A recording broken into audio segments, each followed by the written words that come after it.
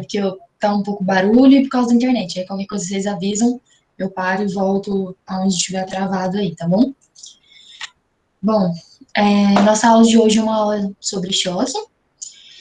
E pode passar, Guilherme, que aí a gente consegue. Pronto, começar pela definição.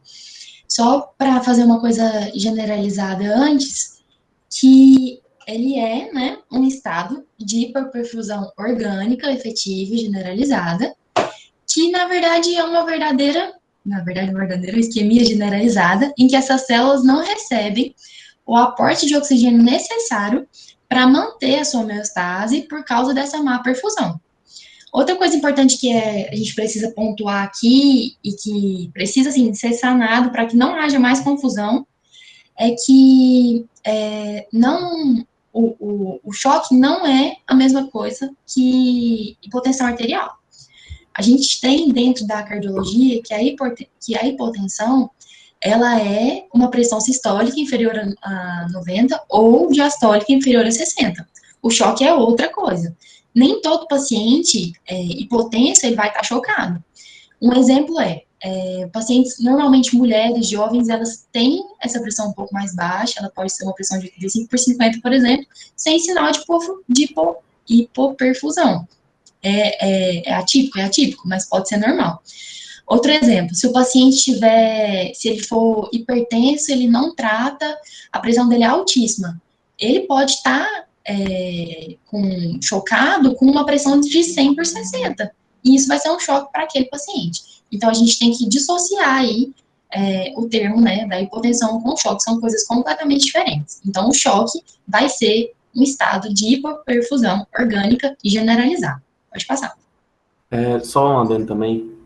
Tanto que quando a gente inicia o capítulo sobre isso, ele até faz uma breve, vamos dizer assim, contextualização histórica sobre as origens do termo, que veio choque, foi um erro de tradução, porque acho que um médico francês escreveu algum artigo e um médico inglês traduziu de forma errada, porque o que o francês queria dizer? Que o choque era o estado em que os soldados se encontravam no campo de batalha, catatônicos, por exemplo, com feridas de bala ou de projéteis, e eles ficavam naquele estado, vamos dizer assim, catatônico, em choque, literalmente. E depois é que esse termo foi se adaptando ao que é hoje e o que a Fernanda explicou.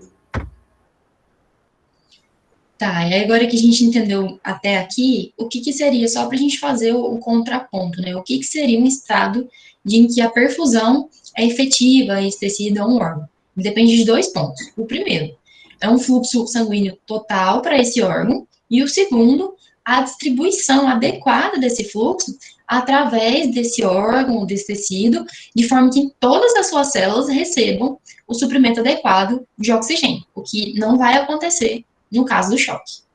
Tá, pode passar.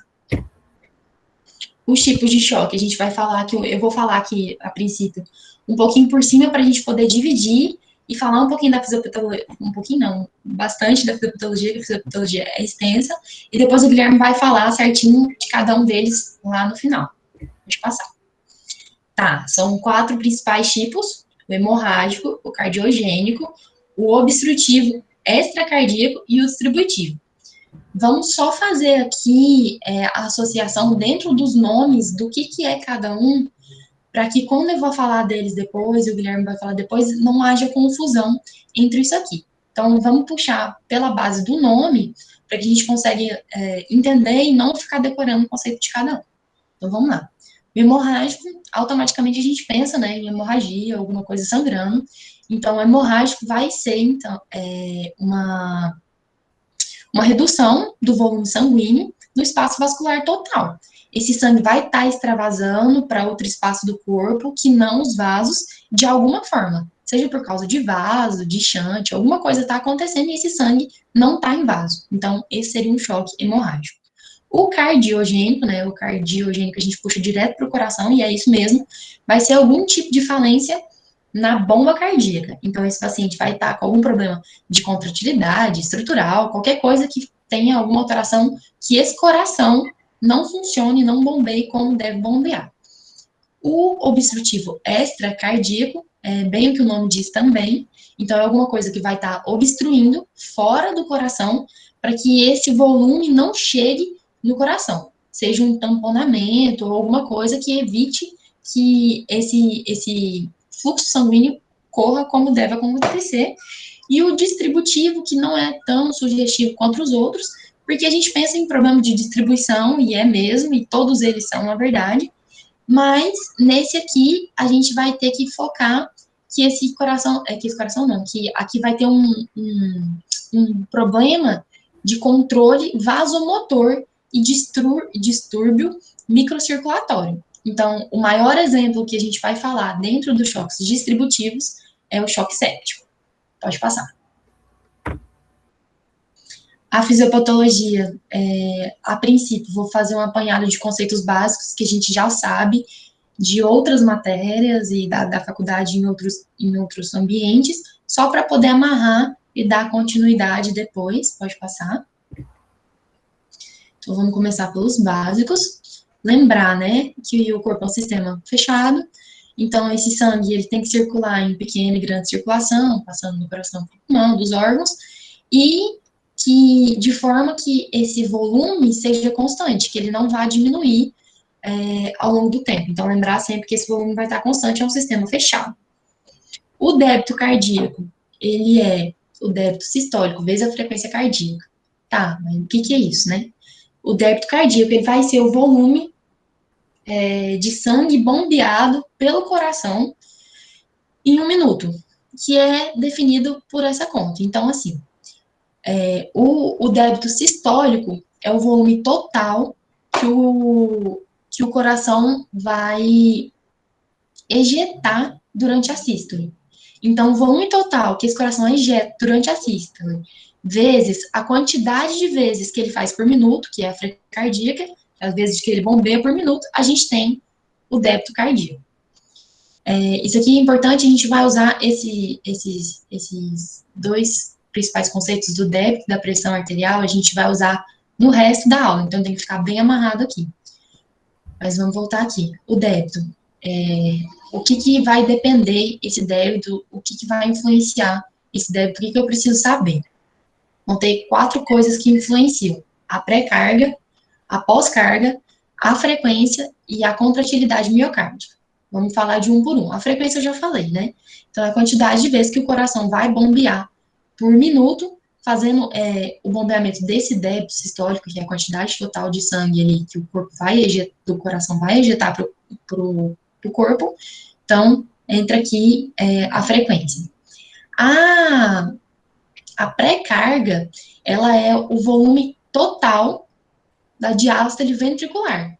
Ou seja, ela tem relação direta com a quantidade de volume que o coração vai ejetar, por isso tem associação aí ao débito sistólico. Então, a gente já falou do débito, da frequência, vamos falar agora da contratilidade, que é a capacidade que esse coração vai ter de contrair adequadamente, a capacidade intrínseca daquele músculo, independente de pré-carga, pós-carga, é uma coisa do músculo.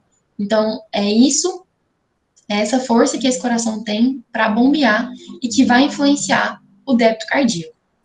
E, por fim, a pós-carga, que vai ser basicamente a dificuldade que esse ventrículo vai ter de bombear o sangue para fora do coração. Como assim dificuldade, né? A gente tem que lembrar que em todo o leito vascular do corpo existem pressões diferentes. Então, a pressão da artéria, que está intimamente ligada ali ao ventrículo, ela tem que ser vencida para que aquele sangue saia do local da pressão, né, de dentro do coração para fora. Então, o coração tem que bombear forte o suficiente para que ele consiga jogar uma pressão maior ou igual do que a pressão da artéria para aquele sangue sair dali de dentro. Porque se for menor, a tendência do sangue é voltar para dentro do coração. Então, tem que ser igual ao que está, ou maior, para fazer força e jogar esse sangue para fora. Tá. Aí, o outro conceito que a gente entra aqui, que é importante para o resto da aula, é a pressão arterial sistêmica média, que ela vai determinar a intensidade média que o sangue vai fluir pelos vasos.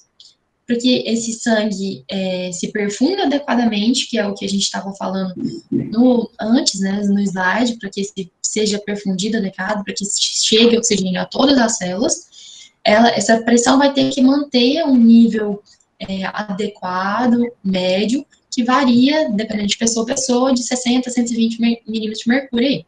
Esse cálculo é feito em razão do débito cardíaco vezes a resistência vascular sistêmica, também chamada de resistência vascular periférica. É a mesma coisa. Vocês vão ver que até eu, na hora que vou falar, troco, tem hora que fala uma coisa, fala outra, é sinônimo, é igual. Então, como eu falei, essa resistência, né, vascular, ela é associada aí à pós-carga, então ela vai ser a pressão dentro das artérias e ela é determinada pelo tônus das artérias arteríolas, de modo que a vasoconstrição vai aumentar a resistência vascular periférica e a vasodilatação diminui. Então, se essa artéria, se essa veia está vasoconstruída, perdi a palavra, tá constrita, pronto, se ela está constrita, a pressão tem que ser maior para esse sangue conseguir passar por ela. Se ela está dilatada, essa força não precisa ser tão grande. E, para falar um pouquinho de monitorização, só a título de pincelada aqui, porque o Guilherme vai falar mais tarde, uma das principais formas que a gente tem é pelo catéter de Swan-Ganz, que ele vai ser colocado por acesso de veia profunda e ele vai ser introduzido no sistema venoso e a extremidade distal desse catéter, ela vai ter que atingir, né, primeiramente, a veia cava superior, em seguida, átrio direito, ventrículo direito, até chegar à artéria pulmonar. O médico que estiver passando esse catéter, ele vai saber aonde é que está esse catéter, porque ele vai conseguir medir aí a pressão. Então, a gente sabe pela curva de pressão que esse vai fazendo a diferença. Então, na artéria é uma coisa, no átrio é uma coisa, no ventrículo é outra, por essa curva de pressão, aonde é que está esse catéter e se ele está posicionado. Pode passar. Tá, vamos começar então a falar do choque propriamente dito, que até agora a gente estava amarrando conceitos que a gente sabe da medicina de outras áreas, para poder entrar aqui. Então tá, as alterações hemodinâmicas do choque, elas vão fazer com que o choque seja dividido em dois grandes grupos, os hipodinâmicos e os hiperdinâmicos. Então, essa divisão ela vai ser feita em relação ao conceito que eu falei no slide anterior, que eu falei que era muito importante para a gente prosseguir, que é da pressão arterial média, e ao débito e à resistência. Então, vamos lá. Nos choques hipodinâmicos, esse paciente vai ter um baixo débito cardíaco e um aumento da resistência vascular sistêmica ou periférica. Então, se esse paciente está, por exemplo, sangrando, ele está num choque hemorrágico, por que ele entra aqui como hipodinâmico? Porque o débito desse paciente vai estar baixo e a resistência vai estar alta. Então, esse sangue não está voltando, o débito vai ser baixo e ele vai estar vasoconstrito para tentar fazer com que o que tem de sangue no vaso volte ao coração para que ele seja oxigenado e bombeado. Ele está em azul propositalmente porque é um débito em que esse paciente vai estar frio. Por quê? Como esse paciente está vasoconstrito, a periferia dele vai estar fria, porque vai estar chegando pouca oxigenação nesse paciente. E aqui vão entrar para a gente os débitos de hipovolemia, o hipovolêmico, o cardiogênico e o obstrutivo. Porque são os três, são tipos de choque que vai causar essa redução no débito e esse aumento da resistência vascular periférica ou resistência vascular sistêmica. Já, né, em contraposição, a gente tem o choque hiperdinâmico, que vai ser um choque em que esse paciente vai apresentar um alto débito e uma baixa resistência vascular periférica. Então, esse paciente, ele não vai estar, né, vasoconstrito Então, as extremidades dele vão estar bem perfundidas, por isso que está vermelhinho. Então, esse paciente vai ser um paciente quente. E o débito vai estar alto, porque o coração vai estar ali tentando bombear, vai ter sangue disponível e vai estar circulando, apesar de que mesmo assim vai ter uma hipoperfusão do choque, como é o caso do choque séptico. Então, a bomba está funcionando, tem sangue, está batendo, mas mesmo assim esse paciente está hipoperfundido. Então, entra aqui como o caso de hiperdinâmico. Passa para mim, por favor. Tá, então vamos fazer o contraponto aqui. O slide ficou bem cheinho, eu sei, mas eu queria que ficasse bem claro para a gente conseguir fazer essa oposição entre um e outro. Então, o choque hipodinâmico, como eu falei, vai acontecer nos hipovolêmicos, nos cardiogênicos e nos obstrutivos extracardíacos. Tá, o débito vai estar comprometido, então faz parte da definição, né? Então, baixo débito, o que vai gerar nesse paciente uma pressão arterial média diminuída também, vai fazer uma queda dessa pressão, o que vai prejudicar a perfusão sanguínea desse paciente.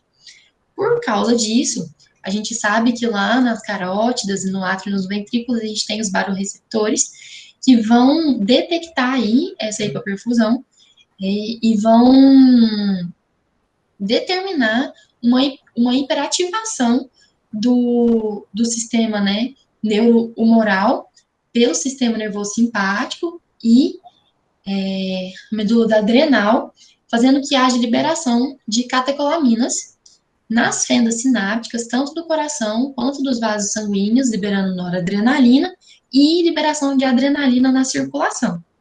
Consequentemente, essas catecolaminas vão provocar um aumento da contratilidade do miocárdio, atuando nos receptores beta-1, e também a vasoconstrição arteriolar e venosa, atuando nos receptores alfa. Então, consequentemente, a resistência vascular periférica desse paciente vai aumentar por causa dessa vasoconstrição e o débito cardíaco vai aumentar por causa do aumento do retorno venoso. Então, é um mecanismo compensatório normal, natural, que vai existir no organismo e que quando ele não é suficiente, a gente vai gerar aí o quadro de choque desse paciente, a partir dessa insuficiência desse mecanismo compensatório. E aí, a gente vai ver que esse choque vai se instalar de órgãos menos importantes para órgãos mais importantes como mecanismo de defesa do corpo, para que a gente não tenha órgãos vitais atingidos. Então, os primeiros órgãos a serem atingidos aí vai ser pele, subcutâneo, músculo esquelético e as vísceras, só depois os rins e, por último, cérebro e miocárdio. Tá, então aqui a gente fechou os hipodinâmicos. Os hiperdinâmicos, a gente tem que pensar que não é que seja o oposto, mas algumas coisas se opõem aí nesse paralelo. Eu vou explicar o porquê que não é completamente oposto. O principal, né, representante do grupo, então, é o choque séptico, e tem também o cirético, anafilático e o neurogênico, que são exemplos de choques distributivos, como a gente falou anteriormente. E os dois principais problemas que a gente vai ver aqui nesse choque em primeiro lugar, a intensa vasodilatação sistêmica que esse paciente vai ter, que vai comprometer os leitos arteriais e venosos, e também uma má distribuição do fluxo microvascular.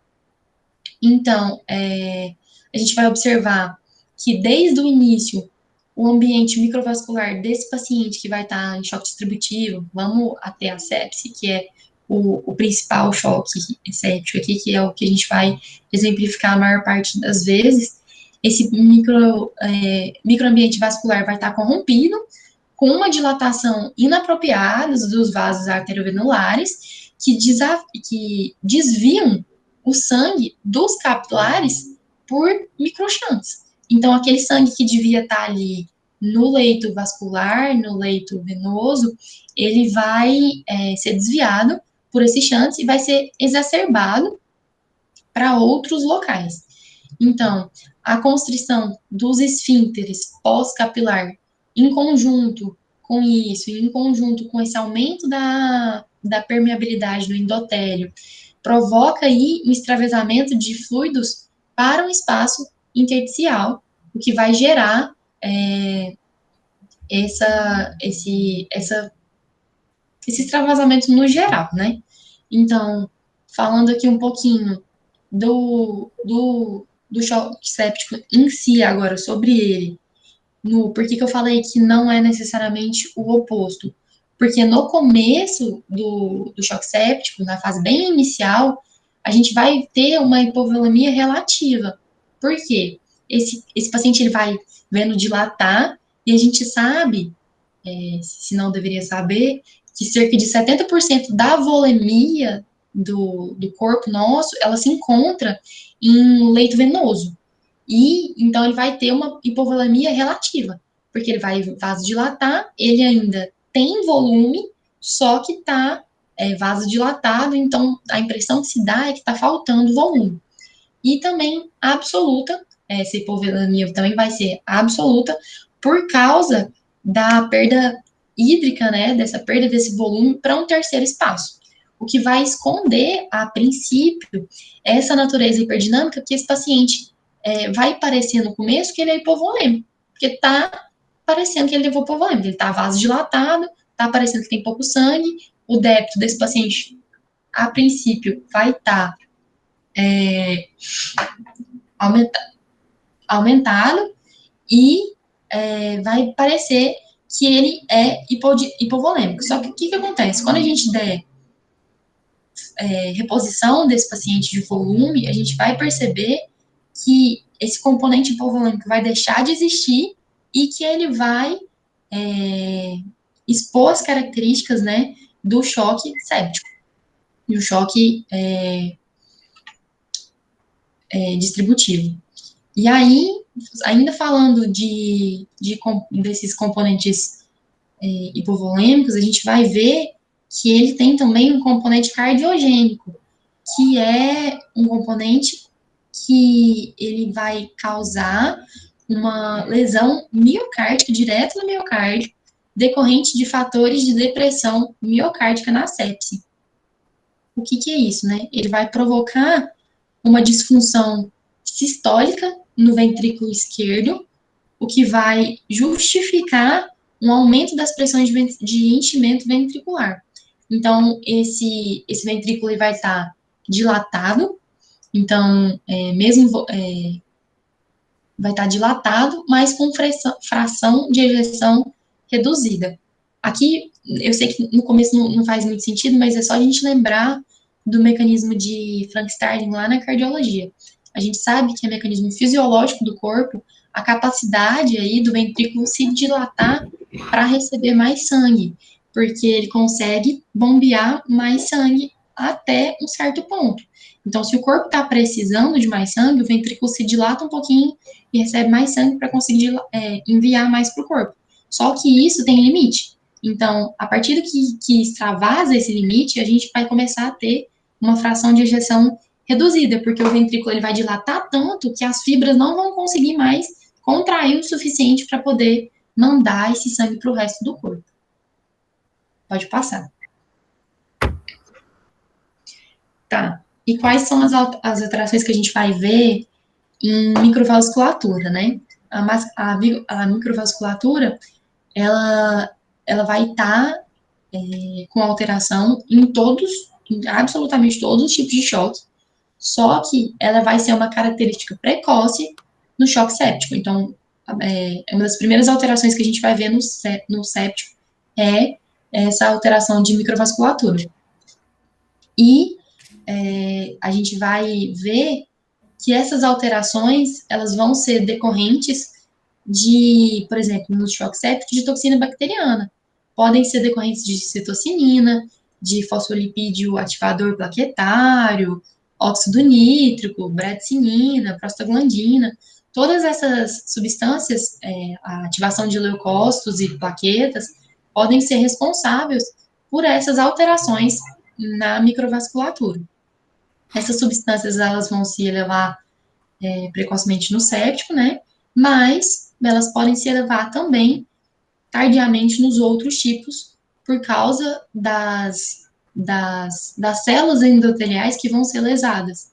Então, essas células lesadas vão ativar o sistema e liberar essas substâncias, claro, exceto a toxina bacteriana, para causar essas alterações de microvasculatura no paciente. Um exemplo, né, mais concreto de alteração de microvasculatura seria a vasodilatação inapropriada, que ela vai causar microshunts, que seriam pequenos espaços aí, arteriovenulares, e que vai propiciar que esse sangue passe para o espaço intersticial. Além disso, os capilares, eles podem ser obstruídos por trombos aí, já que a gente vai ter essa ativação dos leucócitos e plaquetas, e também pode ter aumento da permeabilidade endotelial, e que os dois vão levar ao extravasamento desse líquido ao espaço intersticial. Pode passar. Lembrar também que nessa questão do choque séptico, ele é tão, vamos dizer assim, o prognóstico dele é tão complicado às vezes, porque eu estava lendo um negócio no artigo que falava que até em um ano após a alta do paciente que teve choque séptico, são observados esses microshunts em capilares e arteríolas quando faz a biópsia, um ano após, ainda assim, ainda persistem os danos. Então, para a gente ter noção do quanto que é prejudicial para o nosso sistema vascular. Ainda falando, né, em alterações do metabolismo, o mais importante aqui, que a gente precisa lembrar, é que não existe choque sem alteração no metabolismo celular. Todos os choques vão dar alteração no metabolismo de uma forma ou de outra. Por que isso? O choque não. As células, elas precisam de energia. E elas produzem energia em cima de oxigênio. Então, se não está chegando oxigênio, se todo choque é uma forma de hipoperfusão, se todo choque as células estão com dificuldades de obter esse oxigênio, então todo choque vai ter que ter alteração metabólica dessa célula de alguma forma para conseguir energia, para conseguir sobreviver e cumprir funções. O organismo precisa, todos os órgãos precisam cumprir função o tempo todo e precisa de oxigênio para isso. Aí, para conseguir explicar isso aqui, eu vou voltar um pouquinho da bioquímica lá do primeiro período, né? Um alerta de gatilho aqui, para falar do ciclo de Krebs. Mas não vou entrar em detalhe, porque o que a gente precisa saber é o básico, que o que é, né?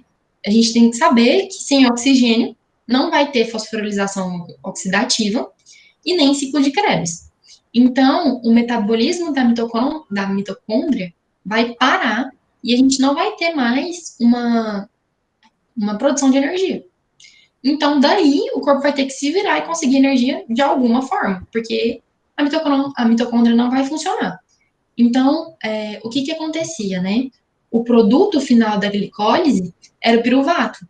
Antes ele ia ser pego, ia continuar para produzir acetilcoenzima A e alimentar o ciclo de Krebs. Só que, como a gente não tem esse oxigênio, aquele piruvato parou ali. Então, ele vai começar a acumular no citoplasma e vai ser convertido em lactato.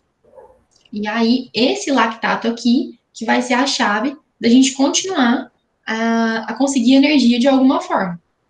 Então, essa pausa dessa produção, como a gente já falou até aqui, vai fazer com que os estoques de ATP das células caiam, assim, vertiginosamente, porque o ATP, que até agora era produzido pelos processos de anaeróbise, não consigo, né? Não, era esqueci agora também, você falou. Aeróbio.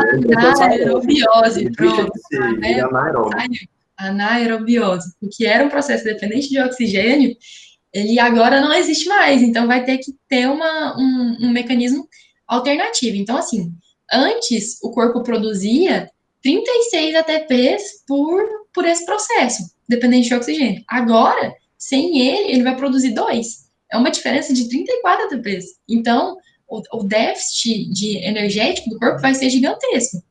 Mas aí vamos voltar lá. O lactato parou, tá lá na célula acumulando no citoplasma. Ele vai virar ácido lático e vai sair da célula através de um carreador específico de membrana e vai ganhar o espaço extracelular ali e o plasma. Tá, beleza. Tô jogando um monte de ácido na corrente sanguínea. E aí? O que vai acontecer? Acidose lática. Porque tá caindo ácido na corrente. Então, essa acidose lática vai ser a causa mais comum de acidose metabólica que a gente vai ver no choque.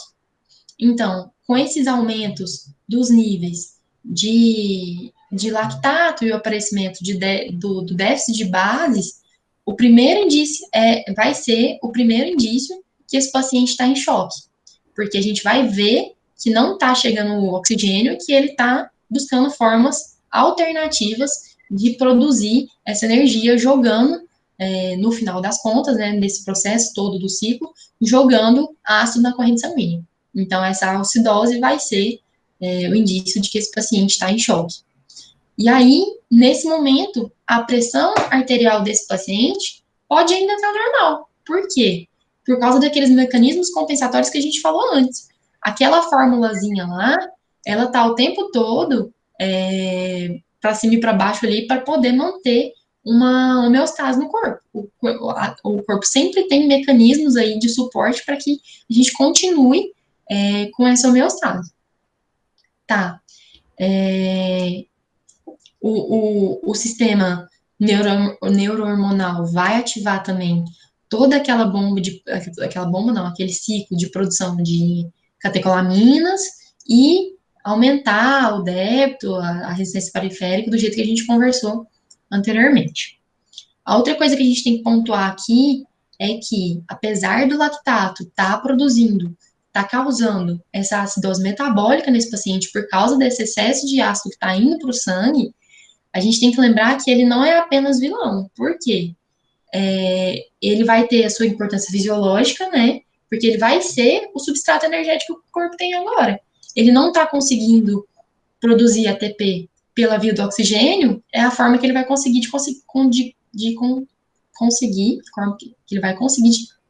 obter o oxigênio. Oxigênio não, perdão.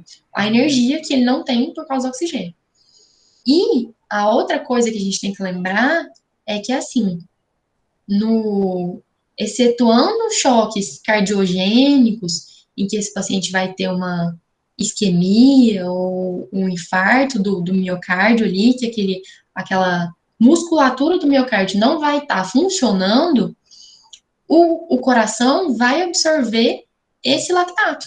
Ele vai usar o lactato para a produção de energia, porque ao contrário do resto do corpo que vai liberar esse lactato, o coração vai usar como fonte de energia. Tá. Aí, entrando um pouquinho nessa parte dos hormônios, que a gente tem que pontuar aqui, é que esse estresse isquêmico, tudo que a gente está falando, esses processos inflamatórios todos, a gente tem que, na hora, lembrar, um processo de estresse, processo de inflamação vai liberar o quê? Cortisol. E adrenalina na suprarrenal, né? E também o glucagon pelo pâncreas. Então, esses hormônios, eles são contrarreguladores da insulina e vão promover a glicogenólise, que é a quebra do glicogênio, e também a gliconeogênese no fígado. Então, eles vão contribuir para que seja lançado cada vez mais glicose no sangue, e essa vai ser a razão da hiperglicemia frequente encontrada nas fases iniciais do choque, tanto da sepsis quanto do trauma. A gente vai encontrar nesse paciente, porque é um mecanismo que o corpo tem de aumentar a quantidade de energia disponível, né? E, além disso, o sistema renina, angiotensina, aldosterona também vai se encontrar ativado por causa que ele vai auxiliar as catecolaminas a, de certa forma, proteger, né, a hemodinâmica desse paciente. Então, é tudo mecanismo compensatório do corpo de manter a homeostase, por causa, aqui no caso da angina, do sistema, né, renina, angiotensina, aldosterona, do efeito vasoconstritor e retentor de sal e água que a angiotensina 2 e a aldosterona vão promover. Tá, pode passar. Quando a gente pensa que, ainda assim, ainda, né, dentro das alterações microvasculares e do metabolismo, a gente pensa também em alteração de extração tecidual de oxigênio. Por quê, né? A gente tem que, só para retomar aqui, e eu vou ficar batendo nessa tecla, que no choque, o resultado final vai ser a falta de oxigênio.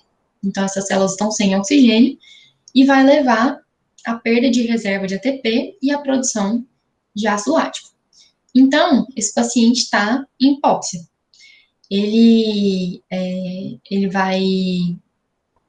vai ter essa hipóxia por causa de dois fatores principais, que seriam a não oferta suficiente de oxigênio nesses tecidos e o fato desses tecidos não estarem mais extraindo o oxigênio da forma adequada. Por isso, aqui o tópico de extração, né?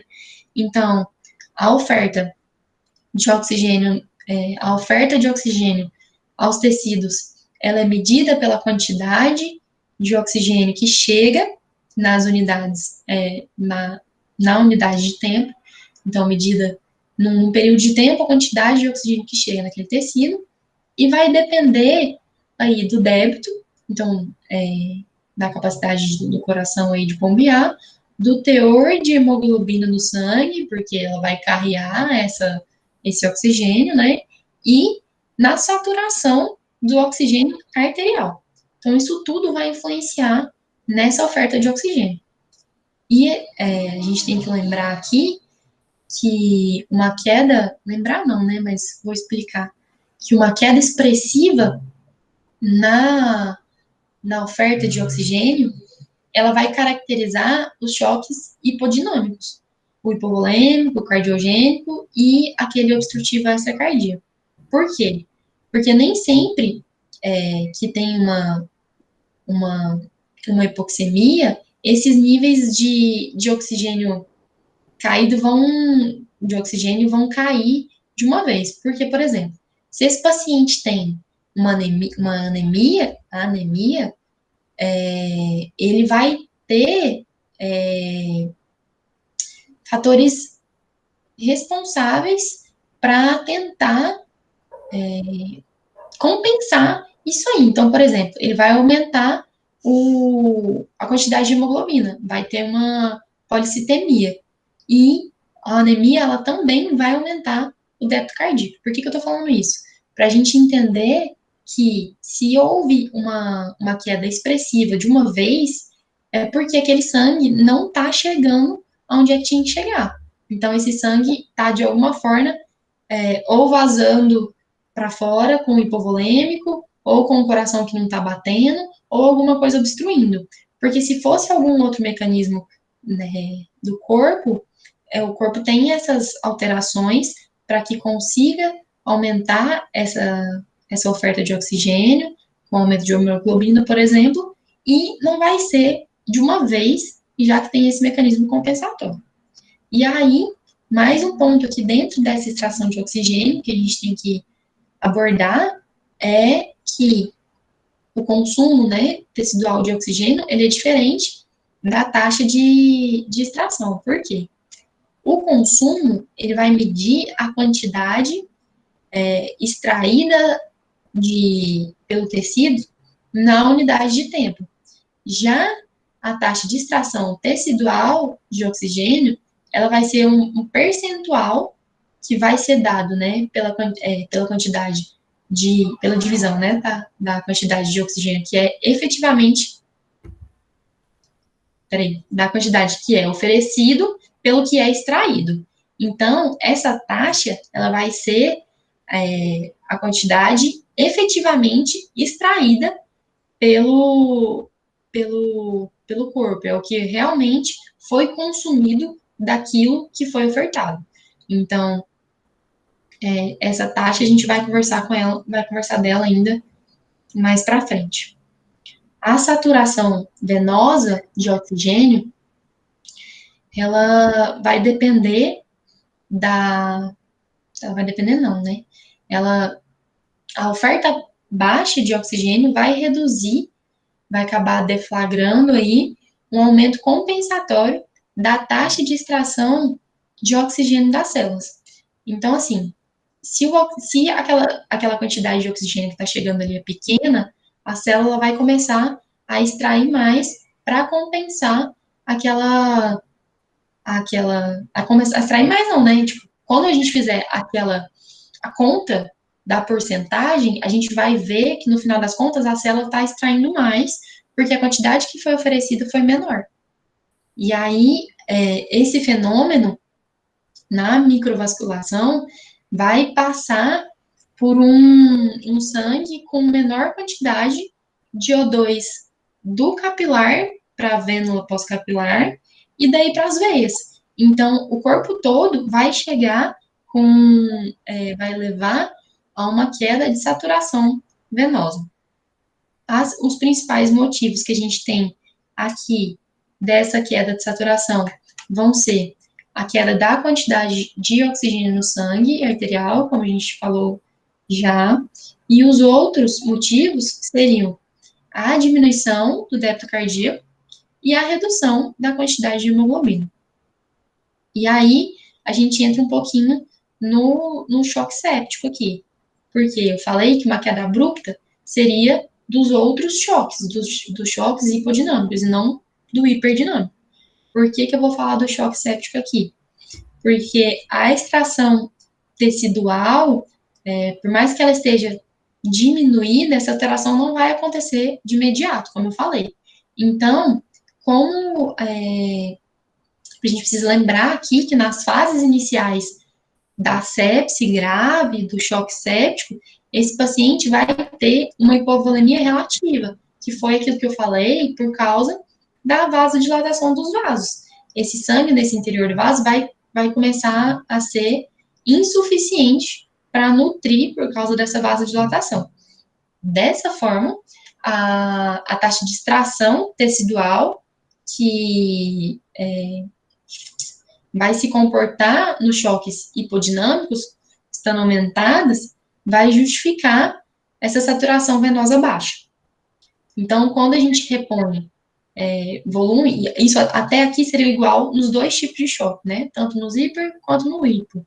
Só que quando a gente repõe o volume desse paciente, a gente vai inaugurar nele a fase hiperdinâmica, porque ela vai vir acompanhada dos reais distúrbios microcirculatórios, ou seja, né, da taxa de extração tecidual reduzida, agora sim ela vai ficar reduzida, e, por isso, um aumento gradual da saturação venosa. Pode passar. E aqui, quando a gente fala de disfunção dos múltiplos órgãos e sistemas, a gente entra um pouquinho no que o Guilherme comentou anteriormente. Por quê? Nesse aqui que a gente vai ter o problema, o maior problema do choque é aqui. Por quê? Se choque fosse apenas um distúrbio hemodinâmico ou metabólico, rapidinho não, né? Mas assim, seria passível e resolutivo, resolveu, acabou, o paciente voltou à homeostase do corpo e resolveu.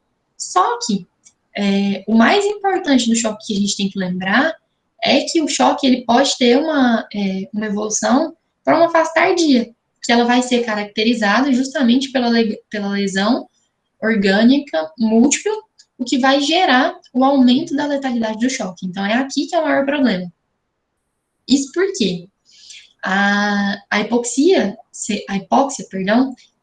celular causada aí pelo trauma ou pela sepse, elas são, né, fatores que vão ser capazes de ativar o sistema inflamatório, e esse estímulo inflamatório, ele pode ocorrer em vários órgãos e tecidos, tudo ao mesmo tempo, o que vai gerar uma lesão orgânica generalizada, uma inflamação generalizada. Consequentemente, os fatores, né, que são relacionados ao choque, eles vão estimular os macrófagos a produzirem e a liberarem uma citocina chamada de fator de necrose tumoral alfa, que acho que deve ser um dos mais importantes mediadores inflamatórios do choque, porque ele vai causar um monte de alteração diferente que a gente vai comentar agora aqui pontuando. Então tá. Uma coisa que o TNF-alfa vai fazer, ele vai estimular a invasão dos leucócitos aos tecidos e vai aumentar ou melhor, ele vai estimular a invasão dos leucócitos aos tecidos ao aumentar a formação dos neutrófilos na medula óssea. Então, esse paciente vai ter uma leucocitose. E, ao mesmo tempo, ele vai promover também uma expressão endotelial de moléculas de adesão leucocitária. Então, os neutrófilos podem ser os responsáveis diretos aí por lesão tecidual, quando eles forem ativados, porque eles vão liberar radicais livres, derivados do oxigênio, e que são substâncias que têm alto poder lesivo. A gente sabe que os radicais livres têm esse poder lesivo. Tá, outro ponto. O TNF-alfa também vai estimular os leucócitos a produzir e a liberar as citocinas. Então, interleucina 1, 6, 8 e o próprio TNF-alfa. Então, é um feedback positivo, porque quanto mais libera, mais vai estimular a liberação.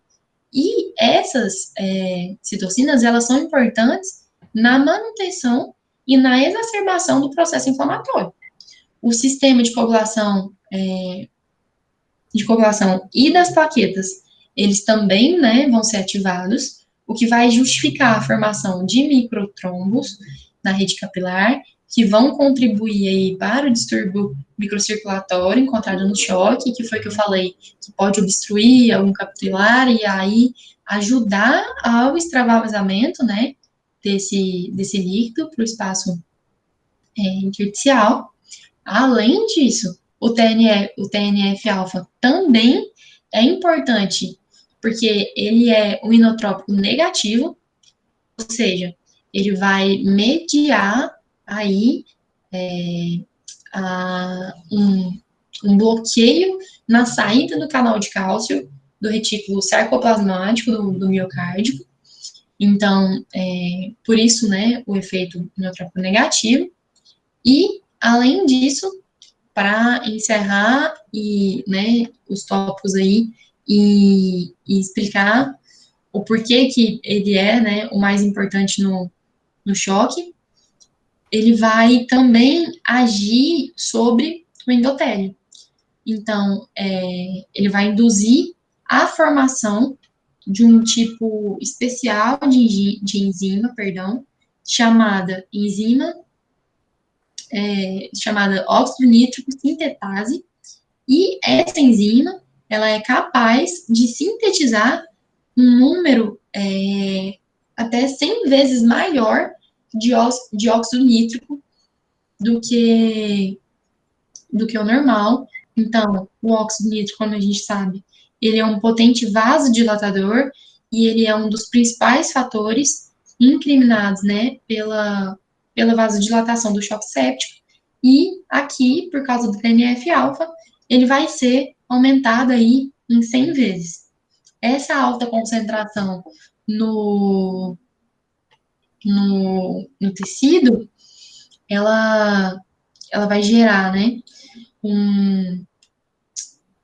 um componente altamente lesivo para as mitocôndrias, porque esse óxido nítrico ele pode aí reagir e formar outras derivações do óxido nítrico, do, do oxigênio, do óxido nítrico, enfim, reagir com outros componentes e gerar um componente que é altamente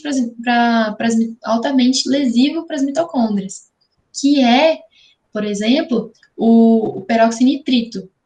É isso, peroxinitrito. Ele é um dos componentes que vai ser gerado dessa reação do óxido nítrico. Por que eu estou falando isso? Porque as mitocôndrias, né, já estão com um problema de produção energética. Então, ainda sendo lesadas, vai piorar ainda mais a situação e essa perfusão, né, do oxigênio. Além disso, o óxido nítrico, além de potente vasodilatador, ele também tem o efeito inotrópico negativo, assim como o TNF-alfa, o que vai reforçar aí esse efeito. Pode passar. E você agora? Uhum. Obrigado. Só reforçar essa última parte que você falou, esse negócio, pessoal, de efeito inotrópico, ele é muito importante porque o que é essa inotropia? Ela é a força de contratilidade do nosso coração, ou de um músculo como um todo, né?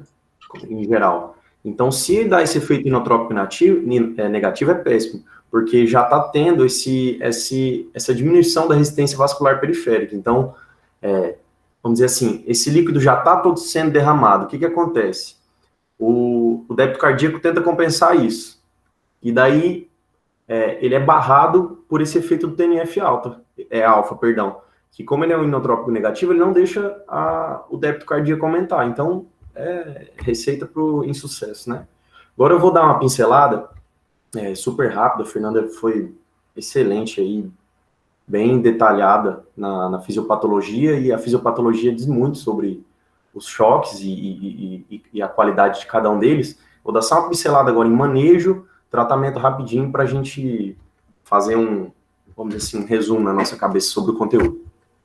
Então, como aquela hora lá no início ela falou sobre a monitorização com o Swan Ganz, ele é feito e ele é muito importante para a gente, apesar de que eu estava assistindo umas aulinhas aí, de um curso bem famoso, que fala que tem caído em desuso já esse catéter por outros tipos de tecnologias, mas eu creio que para a nossa realidade aqui ainda vai demorar um pouco. Então, assim, só para ficar como se fosse um slide de siglas aí, para a gente ter uma noção, e se caso alguém vá utilizar o slide depois para estudar, consiga voltar nele e ter ideia do que são aí, né? A DC eu vou citar, vai ser o débito cardíaco, e essas são as informações que são monitoradas por esse catéter. Ela fala sobre a bomba cardíaca especificamente. Então, o débito cardíaco é a quantidade de sangue que é injetado em 1 minuto do coração. Então, se o débito está baixo, isso é vamos dizer assim, um mau sinal, né? Eu não vou falar para vocês sobre os valores de referência, porque, por mais que eu já vi algumas residências cobrando, por exemplo, lá do Rio Grande do Sul, é muito complicado. Tanto que nessas aulas que eu assisti, o profissional falava que isso aí sempre tem no monitor, então não é necessário que a gente fique sabendo desse tipo de valor de referência. Já a RVP, é essa resistência vascular periférica, ela tem como significância o tônus arteriolar. A PAN, a Fernanda falou muito aí pra gente já, que é essa pressão arterial média, isso é muito importante, porque ela fala sobre essa pressão de perfusão. A PCP, ou também dita POP, que seria pressão capilar pulmonar, ou a pressão de oclusão da artéria pulmonar, eu vou mostrar no próximo slide o que significa. Ela fala sobre o pulmão, então é o quê?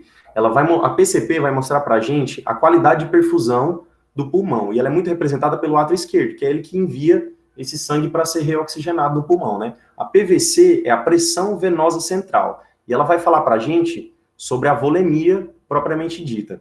Tá aí AE e AD, porque o nosso coração, apesar de ser esse órgão magnífico e que com várias funções, ele é feito como 2 corações, vamos dizer assim, né? Ele tem 2 partes, a esquerda e a direita.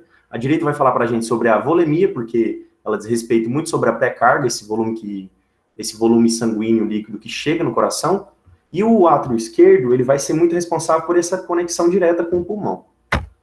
Aí, como é que é feito aí eu não vou me ater muito a isso, e eu tentei ser mais aqui sucinto em relação ao manejo e tratamento, porque não é fácil fazer esse conteúdo, porque ele versa sobre diversos temas da medicina. Então, por exemplo, o trauma hipovolêmico, ele é colocado lá em cirurgia. Aí, por exemplo, o séptico, aí já trabalha junto com o infecto. Então, o cardiogênico já vai para a parte de cardio. Então, cada um dos tratamentos, ele fala sobre áreas diversas, né? Por mais que seja um tema que estou colocado junto. Então, o catéter, ele vai ser colocado ali, a Fernanda já disse mais cedo para a gente, ou na jugular interna, ou também na subclávia. E daí ele vai ser, vamos dizer assim, empurrado, ele vai passar pelo átrio direito ali, que é o que eu havia falado para vocês. Então, essa parte do átrio... Opa, tem até o passador aqui. Esse PVC, que vai falar sobre esse, vamos dizer assim, coração direito, ele vai monitorizar essa parte aqui, que é a chegada do líquido ao coração. Já a PCP, o que acontece? Você empurra esse catéter, empurra até o que é o fim dele, até ele ocluir a artéria pulmonar. Então, não tem mais como ele passar, porque fica muito pouco calibroso. Então, quando ele oclui, por isso que é dito também a PCP como PEOP, que seria essa pressão de oclusão da artéria pulmonar. Ele vai versar sobre esse finzinho aí do caminho, sobre essa pressão última aí no nosso pulmão. Tanto que tem até algumas literaturas que falam que ele está caindo em desuso, porque o fato de você colocar o catéter dentro dessas câmaras e dentro desse espaço tão reduzido faz com que ele mesmo interfira nos dados. Então, por exemplo, é como se o fato de você estar monitorizando, observando o evento, interferisse no próprio evento. Mas ainda assim é um instrumento muito bom para fazer essa monitorização.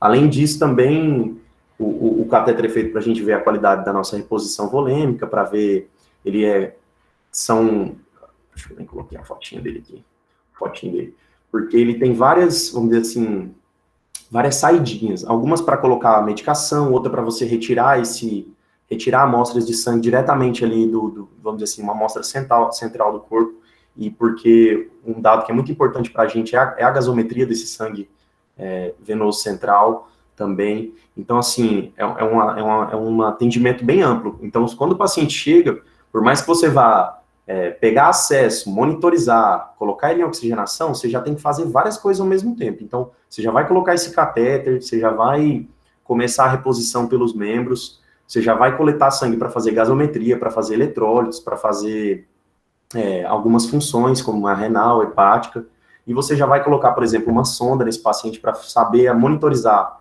em relação ao débito urinário. A gente vai falar um pouco mais para frente que ele é um ótimo fator ele é ótimo para a gente ver como é que está funcionando a nossa reposição, porque se o paciente, vamos dizer assim, chulamente falando, vulgarmente falando, está fazendo pouco xixi, é porque a reposição está ruim. Então, agora eu vou falar um pouco sobre cada um deles, nos atentando a essa questão da manifestação e do tratamento. O que é o choque hemorrágico? O que é o choque hipovolêmico? Que representa a maioria dos casos que vão chegar de choques para a gente aí nos salas vermelhas da vida e nos pronto-socorros aí. Devido à redução do volume sanguíneo em relação ao espaço vascular total, levando à queda das pressões e volumes de enchimento diastólico ventricular. Então, o que a gente tem que imaginar? Que é um sistema pré-bomba, bomba, pós-bomba. O choque hemorrágico é um problema pré-bomba, antes do coração. Então, o que está acontecendo? Ele é dito, a Fernanda até explicou para a gente muito bem lá atrás, que ele é dito como hipodinâmico, porque ele é um problema que o débito cardíaco está baixo, porque não está chegando sangue. Então, se não está chegando sangue, não tem como a bomba desempenhar o papel dela, vamos dizer assim, de fazer o débito, né? Então, o que acontece? Situações que causam esse choque hemorrágico, esse choque hipovolêmico? Traumas, hemorragias e queimaduras. A hemorragia pode ser em relação ao trauma, a queimadura por conta dessa desidratação em excesso, então perdeu-se muito líquido por conta das queimaduras. As aulas da Aline, inclusive, sobre queimaduras são excelentes, que quem lembrar aí vai saber versar muito bem sobre isso. Essa desidratação intensa e também toda essa questão dessas citocinas liberadas, que a Fernanda falou muito bem para a gente, fazem as queimaduras entrarem nessa parte de choque hemorrágico. Então, como é que o paciente vai se apresentar para a gente? Pele fria, suada e com taquicardia. Por que ele vai estar com a pele fria? porque não vai estar chegando sangue nessa periferia dele. Por mais que a resistência vascular sistêmica dele também pode ser dita RVS ou RVP, resistência vascular periférica, vai estar elevada, vai estar vasoconstrito, vai estar tentando fazer esse retorno venoso, o débito cardíaco vai estar fraco, vai estar baixo, como a setinha mostra pra gente. Então, os membros dele vão estar igual os meus agora, suado e nervoso. Não vai estar assim, não. Vai estar com a pele fria, porque não está chegando sangue nessa periferia. Então, ele vai estar... O paciente vai estar frio. Ele é dito também no livro até que vai estar pegajoso. Ele é hipo em tudo. O que eu coloquei isso aí? Hipo em tudo, mas não na resistência vascular sistêmica, porque todas as hipodinâmicas têm resistência vascular sistêmica aumentada. Ele vai estar hipo em tudo com o quê? Na DC, na PCP e na PVC. Então, como não está chegando sangue, não tá havendo essa boa passagem do sangue dos átrios direito e esquerdo para frente. Não tem sangue para ele mandar para frente, entendeu? Aí, essa é uma tabela bastante importante. A primeiro momento, ela parece bem complicada, cheia de informação, mas ela é bem tranquila. O choque hemorrágico é dividido em 4 classes. Inclusive, está até faltando aqui nas colunas, mas é classe 1, 2, 3 e 4. O que é? Ele versa sobre a quantidade de líquido perdido, propriamente o sangue, no caso, né? Na classe 1, é uma perda menor de 750 ml. Na classe 2, entre 750 e 1.500 ml. Na classe 3, 1.500, 2.000. E na classe 4, que seria, vamos dizer assim, a pior aí pra gente, né? Seria essa perda maior do que 2.000 ml de sangue, de líquido. 2 litros de sangue. E por que essa tabela é importante? Porque na classe 1 e 2... aqui no finzinho da tabela, vocês podem até observar essa parte da reposição volêmica aqui, tem a classe 1 e 2, você só vai entrar com cristalóide, você não vai precisar fazer no paciente um concentrado de hemácia, por exemplo. Já na classe 2, 3 e 4, desculpa, vai ser muito importante essa questão de não só a reposição com essa expansão em solução salina, mas também a reposição de sangue nesse paciente. Uma coisa importante da classe 1, a frequência cardíaca geralmente está abaixo de 100, na classe 2 já vai ver essa compensação, então vai estar taquicárdico o paciente, porque igual a Fernanda falou para a gente, no começo vai estar compensado, então nem sempre o paciente com uma perda, entre aspas, pequena de sangue, vai estar descompensando, mas ele está evoluindo para descompensação, caso você não ajude ele a fazer essa contenção de danos das hemorragias. Uma coisa que é muito importante para a gente, que eu citei para vocês, é em relação ao débito urinário, que ele vai estar maior que 30 ml por hora quando é essa classe 1, e ele vai piorando, ó, ele é um dos fatores que vai piorando até se tornar ausente. Algumas literaturas colocam abaixo de 5, aqui na classe 3 entre 5 e 15, algumas literaturas colocam entre 3 e 5, abaixo de 3 e 5, ou ausente para fazer esse controle do débito urinário. Então, se não tá passando sangue pelo rim, não tá filtrando, não tá havendo débito urinário, preocupa a gente, porque não tá sendo efetiva essa reposição. Aí o estado neurológico também fala sobre, no início, o paciente ansioso, depois já vai ficando letárgico, né? Confuso e letárgico, ficando até, por exemplo, tá comatoso. Os livros falam até que, por exemplo, você tá numa via, você viu um acidente, alguma coisa, o cara caído no chão, comatoso, na grande maioria dos casos, ele tá tendo um choque hipovolêmico, porque ele vai estar letárgico, comatoso, por conta desse sangramento volumoso que tá acontecendo com essa pessoa, com esse paciente. Em relação ao choque cardiogênico, então, em relação ao choque hipovolêmico, a gente falou, esse defeito era pré-bomba, era antes do nosso coração. Agora, o choque cardiogênico, ele versa propriamente dito sobre um defeito na bomba, devido à falência da bomba cardíaca, seja pela perda contrátil, que é em relação à inotropia, que eu falei para vocês, seja por um problema estrutural intracardíaco, levando ao aumento das pressões e volume de enchimento diastólico ventricular. Então, o que acontece?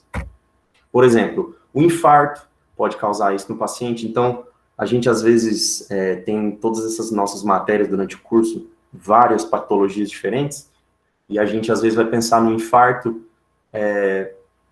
como um evento isolado, por exemplo. Mas esse infarto pode estar ocasionando essa síndrome, que é o choque cardiogênico.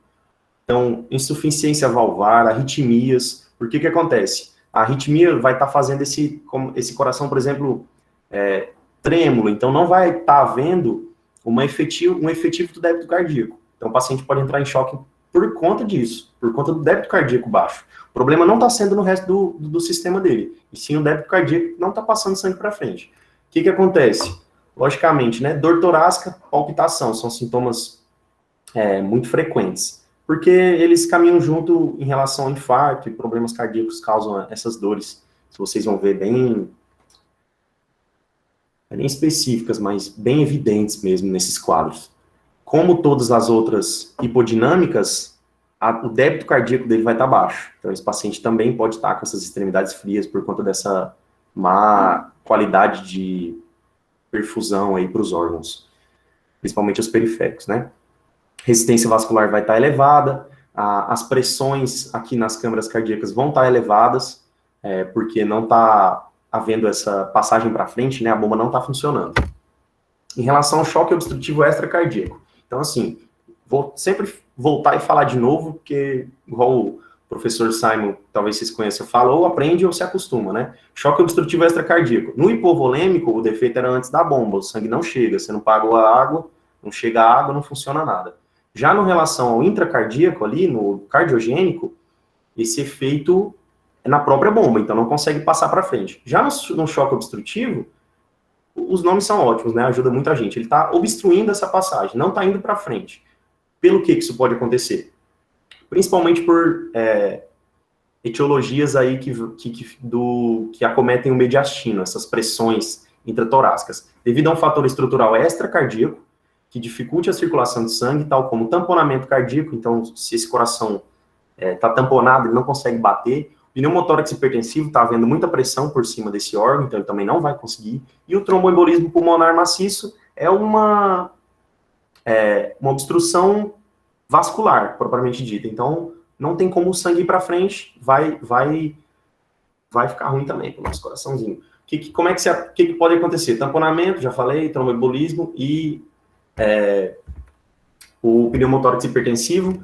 Como é que pode vir para a gente? Com dispneia, abafamento de bulhas, então o paciente vai estar congestionando, vai estar com dispneia, ou abafamento das bulhas cardíacas, porque esse coração não vai estar batendo efetivamente. O que vai estar? O débito cardíaco vai estar baixo, como em todas as outras hipodinâmicas, então vocês não podem esquecer disso de maneira nenhuma, acontece muito em prova, muito em questões sobre isso. Em relação, como são 3 etiologias diferentes, o tamponamento, TEPA, PTX, varia em relação a PCP e a PVC. Então, na TEP, o ventrículo direito vai estar sendo mais acometido.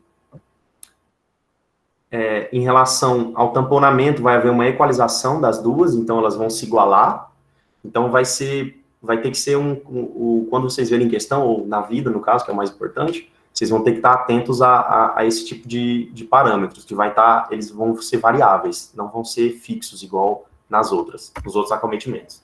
Em relação ao choque distributivo, eu não vou falar sobre cada um deles, igual eu falei em relação aos hipodinâmicos, porque não é tão importante assim.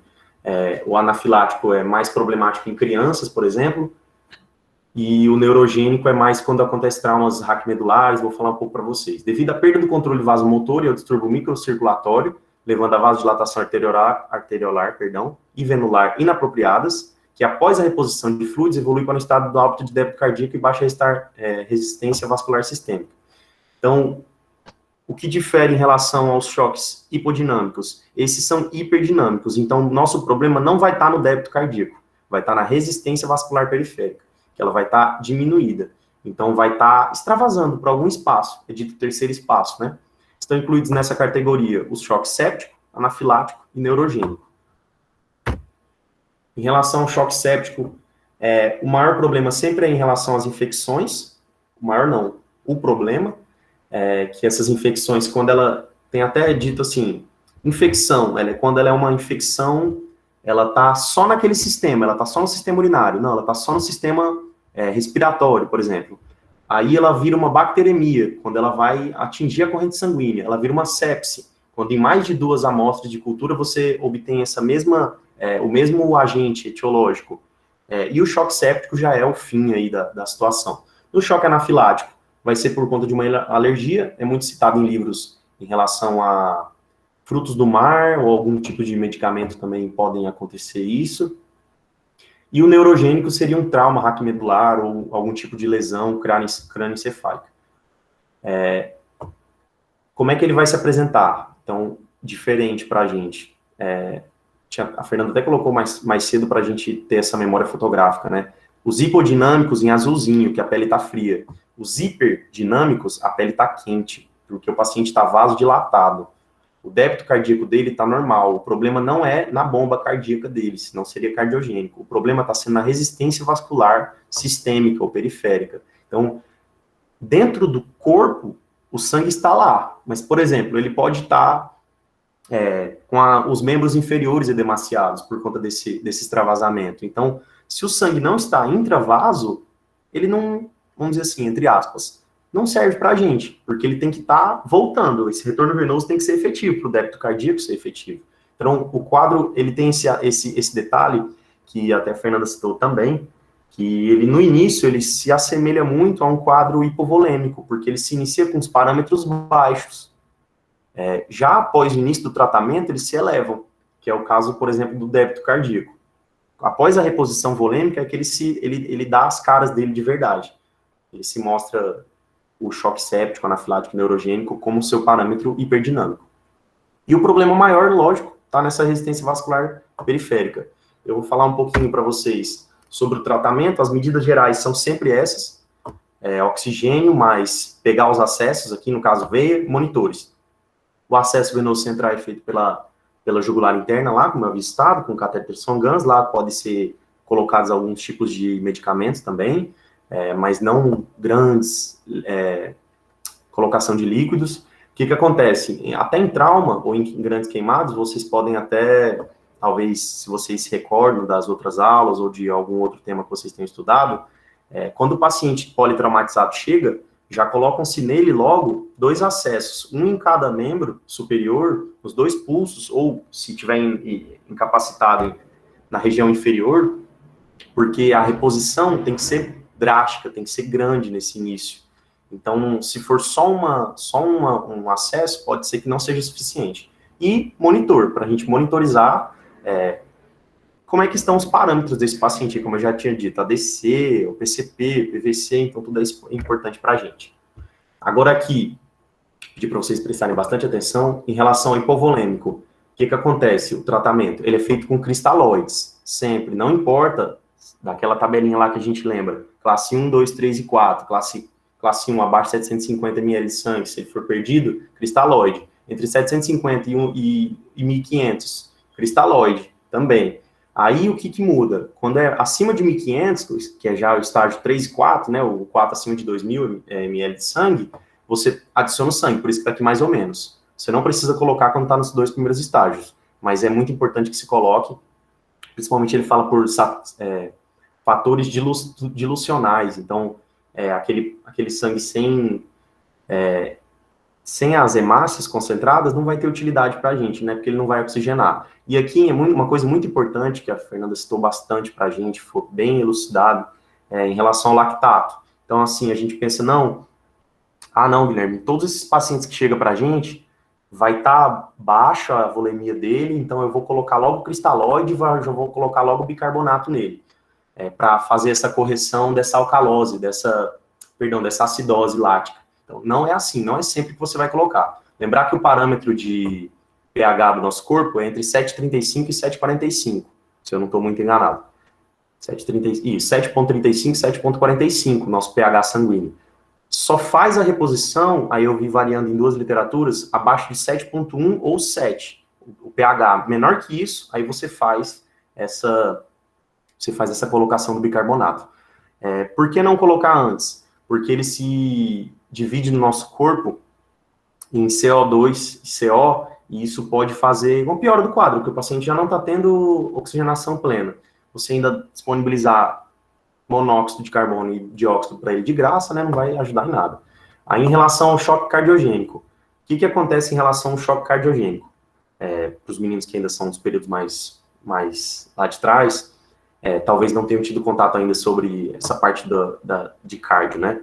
Mas o que é a solução definitiva quando a pessoa tem um infarto, um acometimento cardíaco? Angioplastia. Então, colocação de stent. Tem que fazer essa angioplastia. Essa BIA aqui não é uma pessoa, não. É o balão intraórtico. Esse é um sistema utilizado aí só em período temporário Ele é só transicional enquanto você faz as medicações e encaminha o paciente para angioplastia. Ele funciona ajudando a bomba cardíaca. Quando faz a sístole, vou falar o termo vulgar, ele murcha, ele desinfla. Você faz essa colocação geralmente pelas veias femorais, pela veia femoral, perdão. Então você coloca esse balão, e daí ele é um balão intra-aórtico de contrafluxo, se eu não me engano. Contrafluxo. Na fase de sístole, ele se murcha, então ele ajuda o coração que está batendo, o coração vai, vamos dizer assim, contrair, ele murcha e ajuda a expulsar esse sangue. Na fase de diástole, que o coração vai se esvaziar, ele infla, ajudando no fluxo das coronárias. Então ele é bom para a gente não ter essa perda, essa área de necrose, enquanto o paciente não chega na angioplastia. Já a nora e a dobutamina, a noradrenalina e a dobutamina são drogas. A dobutamina é uma droga inotrópica, então ela vai ajudar nessa contratilidade, porque se o problema está na bomba, a gente tem que ajudar essa bomba a se contrair. Ela aumenta a contratilidade do miocárdio. E ela também tem um importante fator que ela ajuda na vasodilatação das arteríolas. Então ela ajuda o débito cardíaco a ter menos resistência. Já em relação à noradrenalina, ela é uma vasoconstritora e venoconstritora. Ela é escolha principalmente na manutenção da pressão arterial do choque séptico, porque vocês sabem que no choque séptico, como a gente citou bastante já, acontece essa diminuição da resistência vascular periférica. Então, o paciente está com as arteríolas e as vênulas frouxas, esses microxantes. Então, o paciente está perdendo. Quando você usa a noradrenalina, você ajuda nessa vasoconstrição e venoconstrição. Então, vai ajudar nesse retorno venoso. Não é utilizada a noradrenalina no choque hipovolêmico, porque a noradrenalina ela tem um problema que ela aumenta essa demanda de oxigênio. Então, se o paciente já está num estado de hipoxigenação e você vai dar uma droga que a celularidade vai ficar com mais ávida para oxigênio, vai piorar a situação da pessoa. Em relação ao obstrutivo, tem que tratar a causa base. Então, em relação tem que fazer a descompressão. Então, você pode fazer uma pericardiocentese, você vai drenar esse tórax, você vai fazer de um jeito que você desobstrua o que está acometendo a tua bomba cardíaca. Em relação aos hipodinâmicos, né, que aí entraria a sepsia, o anafilático e o neurogênico. Você tem que dar volume, aí essas aminas vasoativas, a nora e a dobutamina, você vai analisar caso a caso, qual você precisa utilizar. A adrenalina cai em desuso, porque ela tem um efeito inferior à noradrenalina e a dobutamina. E aqui é uma parte bem importante, essa questão do antibiótico e da cultura. Ele fala que em serviços que você detectou que esse paciente pode estar com sepsis, que ele pode estar evoluindo para choque séptico. Se você pede a cultura e nesse teu serviço, essa cultura chega em até 1 hora, você pode até esperar antes de iniciar a antibiótico terapia nesse paciente. Se for um serviço que tem essa lentidão, eu não sei como é que é aqui na cidade de Imperatriz, não tive contato ainda nessa parte lá no Socorrão, mas se for um serviço que vai demorar essa cultura, ele fala que você pode iniciar logo uma antibiótico terapia ampla enquanto não chegam os resultados dessa cultura. E também você pode lançar mão de métodos diagnósticos. Então, você pode lançar mão do raio-x para você ver como é que, se você desconfia de um foco pulmonar, respiratório, você pode lançar mão de um EAS, de uma cultura de urina, se você desconfia que seja, por exemplo, uma infecção de trato urinário. As drogas escolhidas, quando você não sabe, você não tem ideia do que vai vir de problemático, vamos dizer assim, de infecção, de bactéria, você inicia com ceftriaxona mais metronidazol. Ceftriaxona para cobrir bactérias gram-positivas e o metronidazol para cobrir anaeróbios. Eu até conversei com um colega da minha turma, o Juan, ele fez o TCC dele em cima do protocolo. Na verdade, do protocolo não, em relação ao choque séptico aqui do Socorrão, e não existe um protocolo sólido. Então, o problema de lá é que acontecem muitas trocas de antibióticos, é um problema sério da unidade ali. E ele cita que o certo seria, nos protocolos mais atuais, ele até me mandou um último, mas eu não dei conta de ler tudo, eu fui só na parte do tratamento mesmo, que era importante para a nossa aula. Ele fala que o cefepime é uma droga superior à ceftriaxona, mas nem sempre ele está tão disponível quanto a ceftriaxona. Vocês vão ver nos hospitais que a ceftriaxona é uma droga bem de fácil acesso, bem disponível.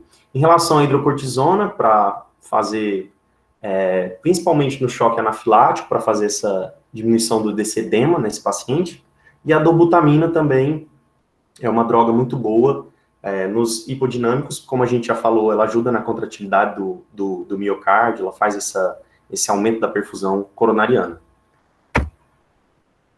Fernanda, tá na escuta ainda aí?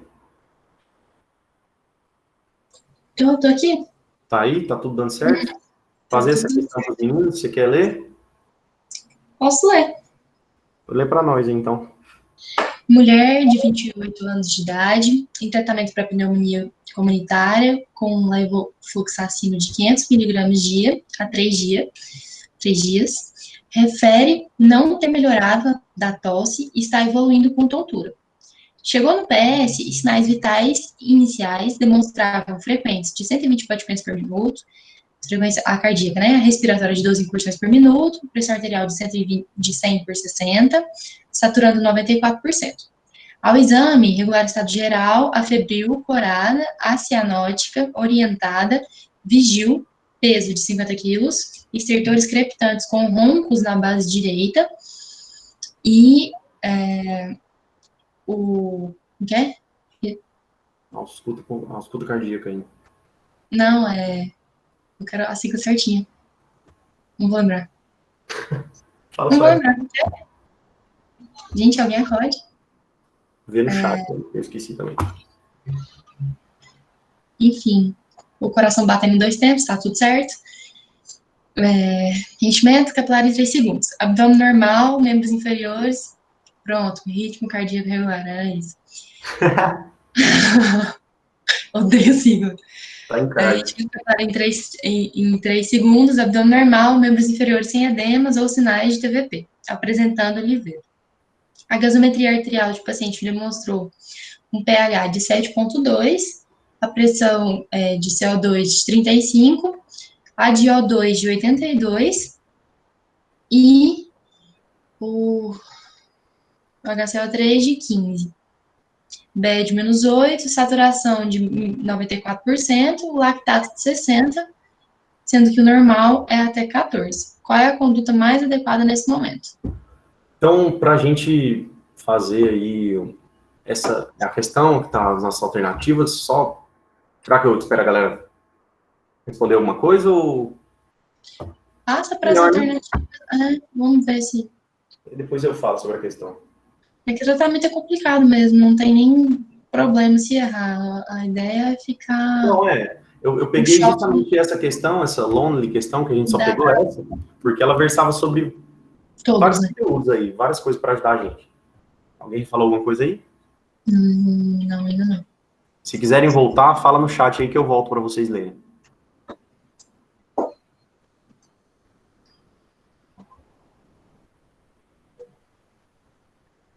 Ela dá ela ajuda a gente a pensar nos diversos tipos de choque. Ela é uma questão bem boa, bem ampla.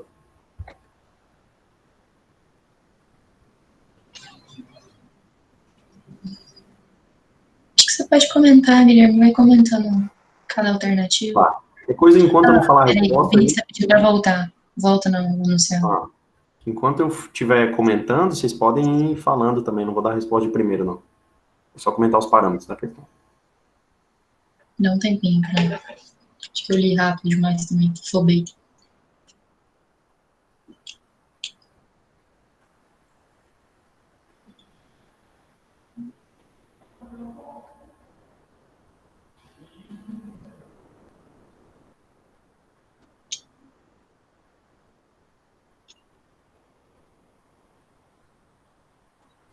Ela dá essa ajudinha aqui, ó. Sem edemas ou sinais de TVP, para a gente já descartar os obstrutivos. Então, tá vindo o retorno.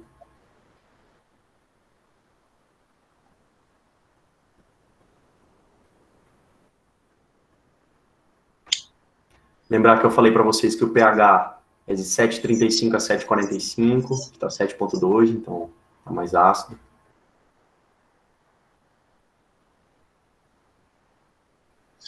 Base excess menos 8.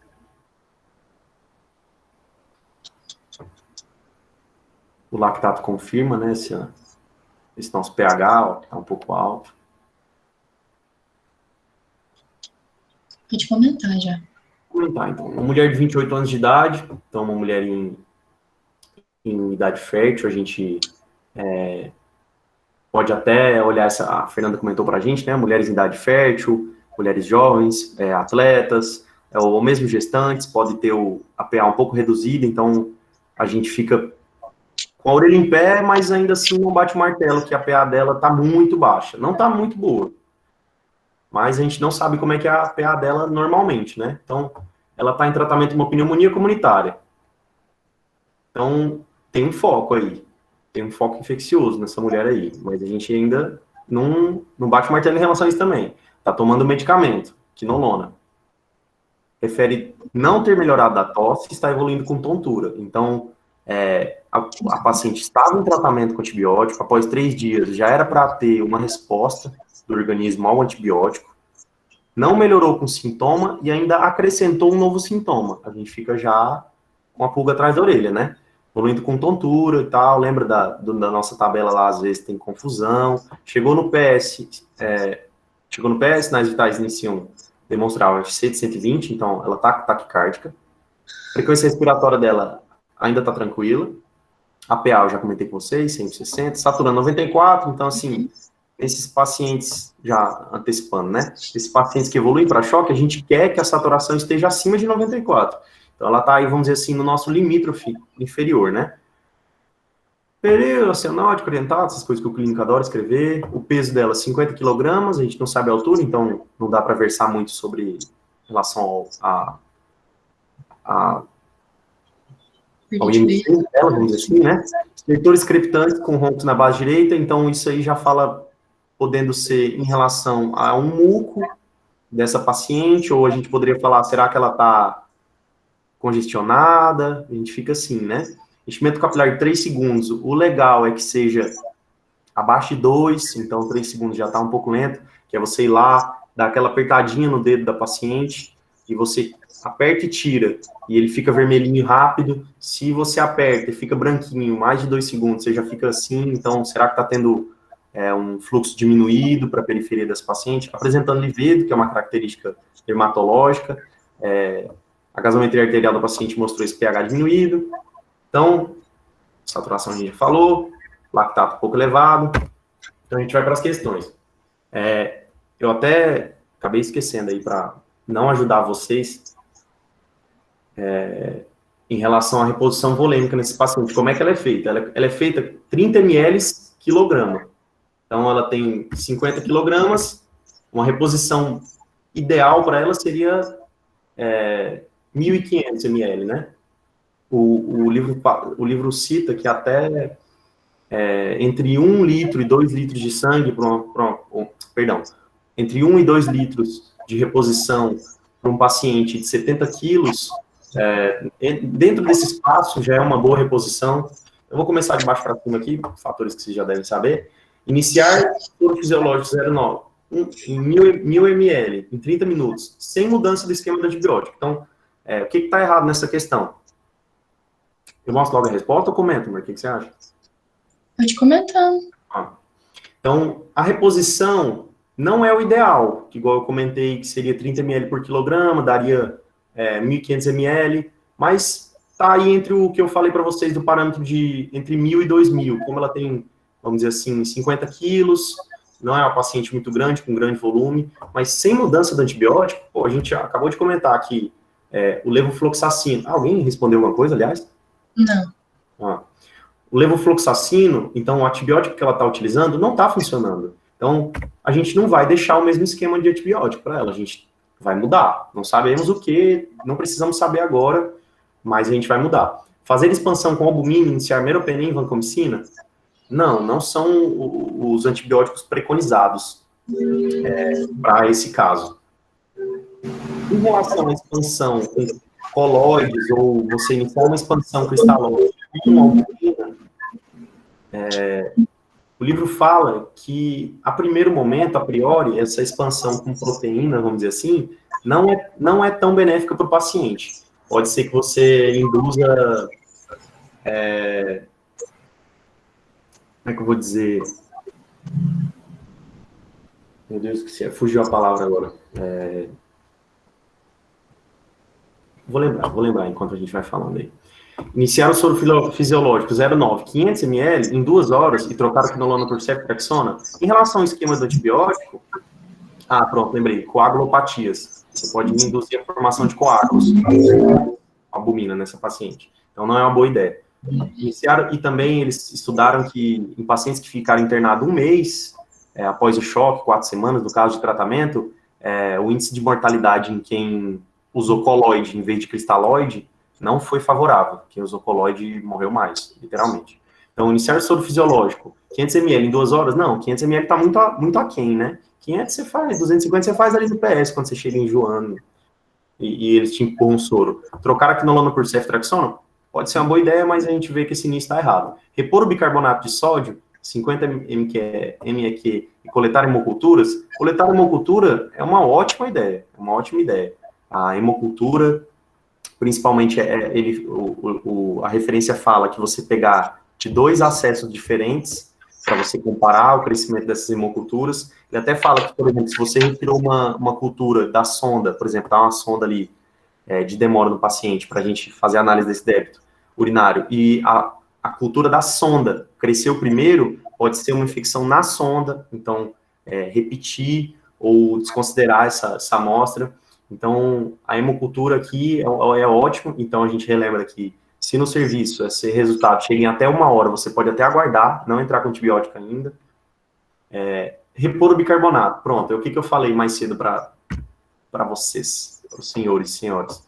O pH, por mais que esteja abaixo do valor de normalidade, 7,35 a 7,45, está 7,2, a gente só faz essa reposição do bicarbonato, assumindo esse risco, abaixo de 7,1 ou 7. Então, a questão deixou isso aqui justamente para você não marcar essa. Então, você não vai repor bicarbonato. Iniciar ringer lactato, 1000 ml, intravenoso, em 30 minutos e mudar o esquema de antibiótico. Pronto. É o básico e é o que a gente vai querer para esse paciente. Não é o ideal, segundo vamos dizer assim, o 30 ml por quilogramas, não é o 1.500 que a gente desejaria, mas é o que nós temos aqui por enquanto, né? Entraria dentro de 1 a 2 litros de cristalóide para esse paciente. Acabou. Babau. É isso, gente. Alguém tem alguma dúvida? Quer perguntar alguma coisa? Quer que eu volte algum slide? Quem tiver alguma dúvida, a gente pode abrir o áudio, então aproveita que a matéria é difícil mesmo. São 40 páginas do Seibson. Se a gente souber responder, vai ser um prazer responder todas as perguntas. A gente manda os slides também para vocês depois e envia de onde foi que a gente tirou as referências.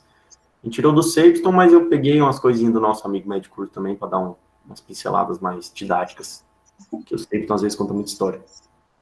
Só a título de curiosidade, vou mostrar para vocês o catéter aqui, quer ver? Porque a gente ficou falando. Pois é, a gente até, no fim das contas, esqueceu de mostrar as fotos dele. Mas ele é bem feio. Tá dando para ver a tela? Tá. Ó o catéter aqui, ó. Já direto no Medcourse. Pronto, ele já tem até as coisas que eu falei aí, as vias extras para medicação. Perdi. Aqui. Pronto, as vias extras para medicação aí, essa via distal, essa via proximal. A via proximal é onde vai ficar lá no nosso átrio. Essa via distal a gente vai empurrar. Não, a proximal no átrio. A distal vai lá na nossa artéria pulmonar, para medir aquela POP que eu comentei com vocês, que é a pressão de oclusão da artéria pulmonar. E essa via proximal é para nossa PCP. Um balãozinho aqui para enchimento da pontinha aqui. Para fixar essa sonda. Pronto. É esse bonito aí, que foi feito pelo Schwan e pelo Gans. Então, sem dúvidas, muito obrigado, pessoal. Qualquer coisa pode mandar lá no grupo pra gente. Vai ser um prazer responder vocês. E boa noite para todo mundo. Obrigado pela paciência. Boa noite, Fernanda. Boa noite, Guilherme. Excelente aula.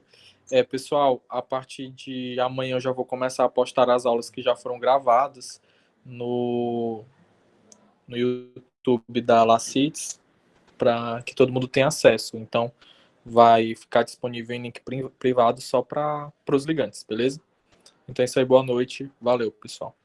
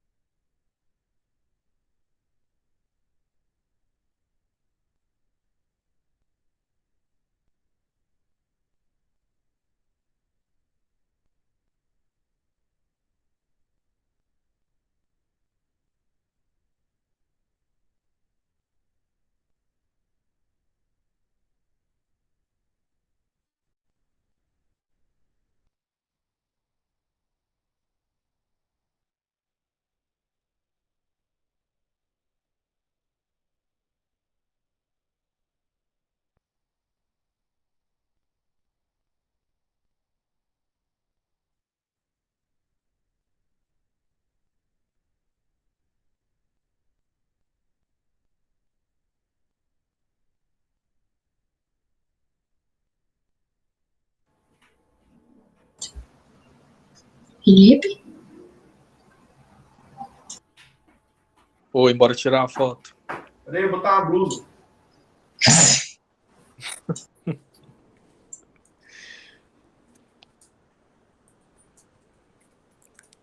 Eu acho que vou tirar separada de vocês. Fernando, tu tá no notebook, tá? Tá escutando, Fernando? Teu áudio tá desligado. Tô. Tô ouvindo. Se tu tiver no notebook, eu acho melhor tu printar e me mandar. Porque eu tô no Felipe, celular interrompe e eu acho que não fica a legal. gravação. Eu vou parar a gravação daqui a pouco. Tá. Você quer que eu printe, Tu então? tira o print, então? Tiro. Deixa eu Tu e o Guilherme. projetar a aula. Porque fica bonitinho com o título, né? Ah, é. Uhum. Eu fechei. Ih, mas aí... Não, amor, projeta você, que senão eu não consigo printar. Ou senão eu projeto e você printa. Tá, Que senão, não, peraí, tá bom. que senão para de aparecer. Peraí.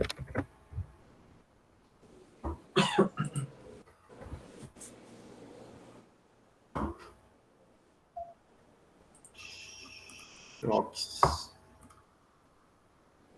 Eu tô pensando em deixar o... Tela inteira lá, amor? É, que aparece tudo aqui. Pode tirar. Tá dando certo aí? Projeta a tela toda agora. Tá, peraí, tá carregando.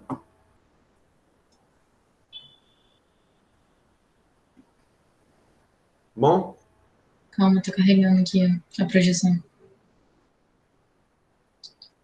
Tira o mouse da frente de algum jeito pra sumir essa barra aí embaixo.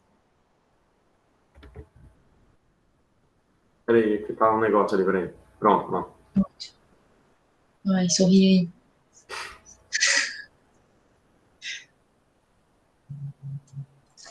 Deixa eu ver se eu soprei. Não, Felipe. Se não tiver apertado, a gente já tirou outro.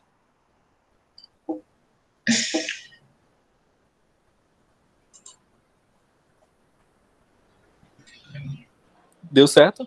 Eu tô te mandando, vou mandar mais uma, que aí fica de... Olha de novo aí, e fica de step. Eu tirei um print aqui também, peraí.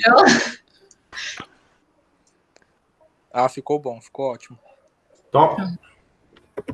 Ficou ótimo. Valeu, gente. Foi excelente a aula. Valeu, obrigado.